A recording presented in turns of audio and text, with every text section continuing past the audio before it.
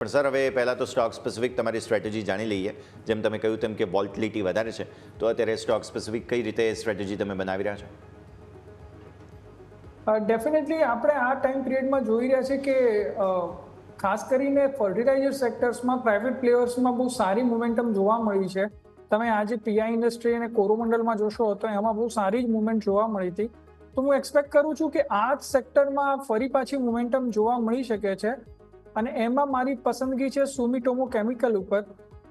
Japanese promoter છે અને chart ઉપર શેર એક ખાસી રેન્જમાં કન્સોલિડેટ થઈ રહ્યો છે. મને એવું લાગી રહ્યું છે કે જે રીતે સેક્ટર ફર્ટિલાઇઝર સેક્ટર મુવમેન્ટમાં છે, સુમિટોમો કેમિકલ અહીંયાથી જરૂરથી એક સારી આપી શકે છે. 570 પરનું ક્લોઝિંગ એને ઉપરમાં 625 સુધીના લેવલ સુધી લઈ જઈ શકે છે. નીચેમાં એસએલ 540નો રહેશે.